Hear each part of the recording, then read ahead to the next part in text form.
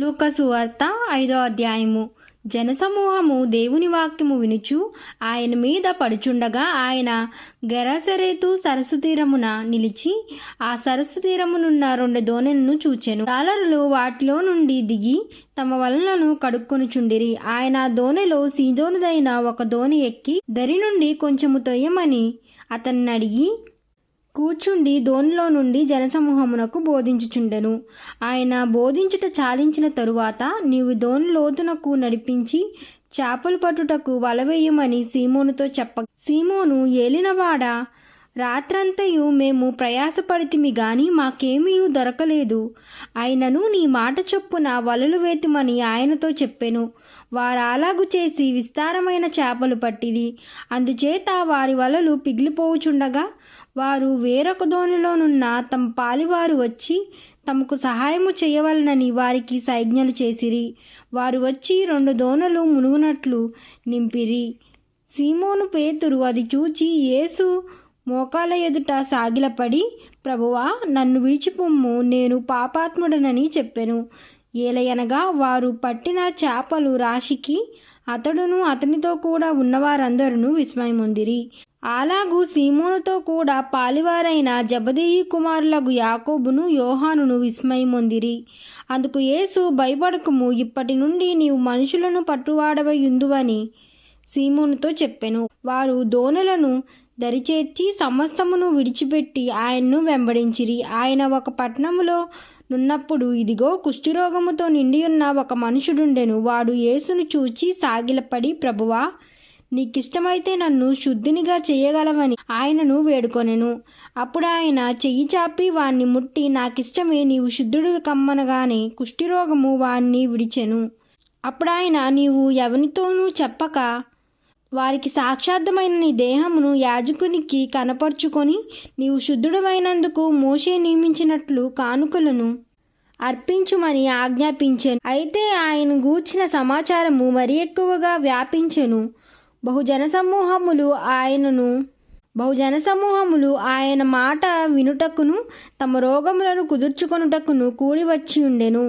ఆయన ప్రార్థన చేయుటకు అరణ్యములోనికి వెళ్ళుచుండెను. ఒకనాడు ఆయన బోధించుచుండగా గలిలయ యూదాయ దేశముల ప్రతి గ్రామము నుండి యెరూషలేము నుండి వచ్చిన పరిసయ్యులు ధర్మశాస్త్ర ఉపదేశకులను కూర్చుండి ఉండగా ఆయన స్వస్థపరచినట్లు ప్రభు శక్తి ఆయనకుండెను. ఇదిగో కొందరు మనుషులు పక్షవాయువు గల ఒక మనుషుని మంచము మీద మోసుకొని వానిని లోపలికి తెచ్చి ఆయన ఎదుట ఉంచుటకు ప్రయత్నము చేసిరి గాని జనులు గుంపుగూడి ఉండినందున వానిని లోపలికి తెచ్చుటకు వల్లపడకపోయెను గనుక ఇంటి మీదకెక్కి పెంకు విప్పి మంచముతో కూడా యేసు ఎదుట వారి మధ్యను వారిని దించిరి. ఆయన వారి విశ్వాసము చూచి, మనుషుడా, నీ పాపములు క్షమింపబడి ఉన్నవని వానితో చెప్పగా, శాస్త్రులను పరిసయ్యులను దేవదూషణ చేయుచున్న ఇతడెవడు, దేవుడొక్కడే తప్ప మరి ఎవడు పాపములను క్షమింపగలడని ఆలోచన చేసుకొనసాగిరి. ఆయన వారి ఆలోచనలెరిగి, మీరు మీ హృదయంలో ఏమి ఆలోచించుచున్నారు? నీ పాపములు క్షమింపబడి ఉన్నవని చెప్పుట సులభమా? నీవు లేచి నడుమని చెప్పుట సులభమా? అయితే పాపములను క్షమించుటకు భూమి మీద మనుష్య కుమారునికి అధికారము కలదని మీరు తెలుసుకొనవలనని వారితో చెప్పి, పక్షవాయువు గల వారిని చూచి, నీవు లేచి నీ మంచమెత్తుకొని నీ ఇంటికి వెళ్ళుమని నీతో చెప్పుచున్నానెను. వెంటనే వాడు వారి ఎదుట లేచి తాను పండుకొని ఉన్న మంచం ఎత్తుకొని దేవుని మహిమపరచుచు తన ఇంటికి వెళ్ళెను. అందరూ విస్మయమొంది, నేడు గొప్ప వింత చూచితిమని దేవుణ్ణి మహిమపరచుచు భయముతో నిండుకొనిరి. అటు పిమ్మట ఆయన బయలుదేరి లేవి అను ఒక సుంకరి సుంకపు మెట్టి యొద్ద కూర్చుని ఉండుట చూచి, నన్ను వెంబడించమని అతనితో చెప్పగా, అతడు సమస్తమును విడిచిపెట్టి లేచి ఆయన్ను వెంబడించెను.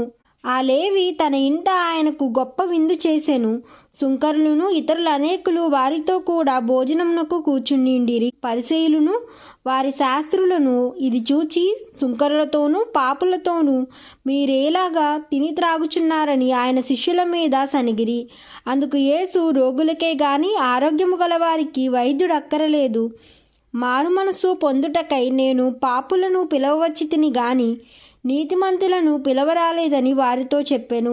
వారాయన్ను చూచి, యోహాను శిష్యులు తరచుగా ఉపవాస ప్రార్థనలు చేయుదురు, అలాగే పరిశీలి శిష్యులను చెయ్యుదురు గాని నీ శిష్యులు తిని త్రాగుచున్నారే అని చెప్పిరి. అందుకు యేసు, పెండ్లి కుమారుడు తమతో ఉన్నంతకాలము పెండ్లి ఇంటి వారి చేత మీరు ఉపవాసము చేయింపగలరా? పెండ్లి కుమారుడు వారి యొద్ద నుండి కొనిపోబడి దినములు వచ్చును, ఆ దినములలో వారు ఉపవాసము చేతురని వారితో చెప్పెను.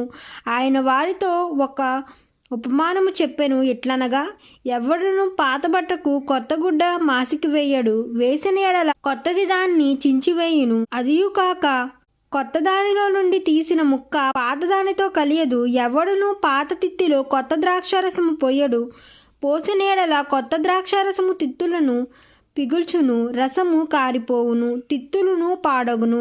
అయితే కొత్త ద్రాక్షారసము కొత్త తిత్తులలో పోయవలెను. పాత ద్రాక్షారసము తాగి వెంటనే కొత్తదాన్ని కోరువాడెవడునూ లేడు, పాతదే మంచిదని చెప్పెను. ఆమేన్.